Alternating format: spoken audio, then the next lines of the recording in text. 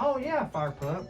When we change our clocks, we have to change our smoke detector batteries too. Let's go check the smoke detector.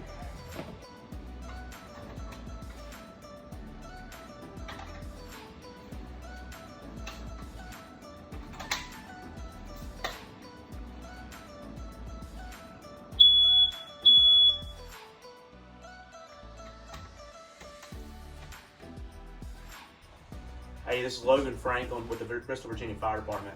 I'm just here to remind you to check your smoke alarm batteries and change them every time the clocks move forward or back, and test them at least once a month.